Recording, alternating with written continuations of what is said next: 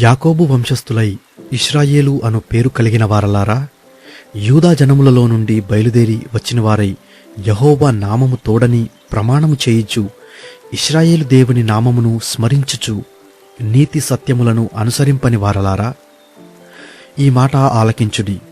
వారు మేము పరిశుద్ధ పట్టణస్థులమను పేరు పెట్టుకొని ఇశ్రాయేలు దేవుని ఆశ్రయించుదురు. సైన్యములకు అధిపతియగు యెహోవా అని ఆయనకు పేరు. పూర్వకాలమున జరిగిన సంగతులను నేను చాలా కాలము క్రిందట తెలియజేసి తిని, ఆ సమాచారము నా నోట నుండి బయలుదేరెను. నేను వాటిని ప్రకటించి తిని, నేను ఆకస్మికముగా వాటిని చేయగా అవి సంభవించెను.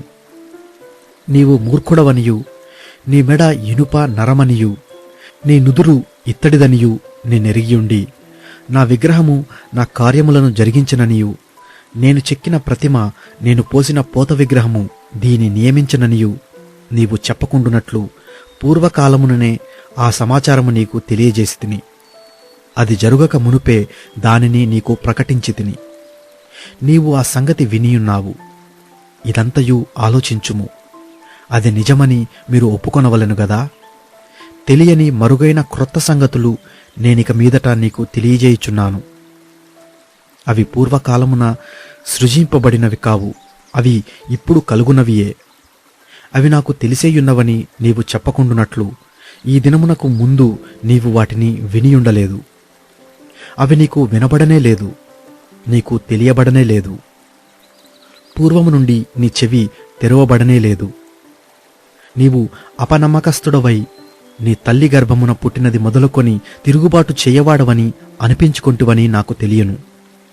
నేను నిన్ను నిర్మూలము చేయకుండునట్లు నా నామమును బట్టి నా కోపము మానుకొనుచున్నాను. నా కీర్తి నిమిత్తము నీ విషయములో నన్ను బిగపట్టుకొనుచున్నాను.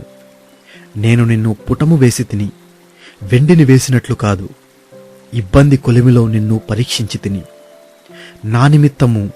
నా నిమిత్తమే అలాగు చేసెదను. నా నామము అపవిత్రపరచబడనేలా నా మహిమను మరి ఎవనికి నేనిచ్చువాడను కాను. యాకోబు, నేను పిలిచిన ఇశ్రాయేలు, నాకు చెవియొగ్గి వినుము. నేనే ఆయనను, నేను మొదటివాడను, కడపటివాడను. నా హస్తము భూమి పునాది వేసెను, నా కుడి చెయ్యి ఆకాశ వైశాల్యమును వ్యాపింపజేసెను. నేను వాటిని పిలువగా ఒకటి తప్పకుండా అవన్నీయు నిలుచును. మీరందరూ కూడివచ్చి ఆలకించుడి. వాటిలో ఏది ఈ సంగతి తెలియజేయును? యెహోవా ప్రేమించువాడు ఆయన చిత్తప్రకారము బబులోనునకు చేయును. అతని బాహుబలము కల్దీయుల మీదికి వచ్చును. నేనే ఆజ్ఞ ఇచ్చినవాడను. నేనే అతని పిలిచితిని. నేనే అతనిని రప్పించి తిని. అతని మార్గము తేజరిల్లును. నా యొద్దకు రండి, ఈ మాట ఆలకించుడి. ఆది నుండి నేను రహస్యముగా మాట్లాడిన వాడను కాను. అది పుట్టిన కాలము మొదలుకొని నేను అక్కడ నున్నవాడను. ఇప్పుడు ప్రభువగు యెహోవాయు ఆయన ఆత్మయు నన్ను పంపెను. నీ విమోచకుడును ఇశ్రాయేలు పరిశుద్ధ దేవుడునైన యెహోవా ఇలాగూ సెలవిచ్చుచున్నాడు. నీకు ప్రయోజనము కలుగునట్లు నీ దేవుడనైన యెహోవానగు నేనే నీకు ఉపదేశము చేయుదును. నీవు నడువవలసిన త్రోవను నిన్ను నడిపించుదును. నీవు నా ఆజ్ఞలను ఆలకింపవలనని నేనెంతో కోరుచున్నాను.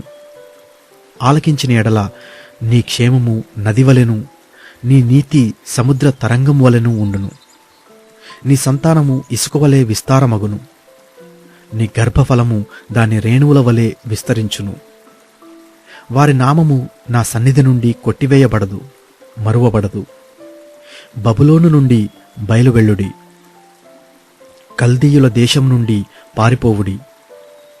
యెహోవా తన సేవకుడైన యాకోబును విమోచించెనను సంగతి ఉత్సాహధ్వనితో తెలియజేయుడి. భూదిగంతముల వరకు అది వినబడునట్లు దాని ప్రకటించుడి.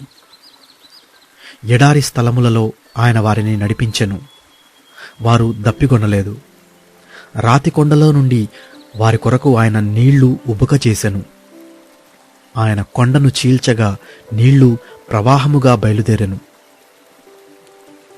దుష్టులకు నెమ్మదియుండదని యెహోవా సెలవిచ్చుచున్నాడు.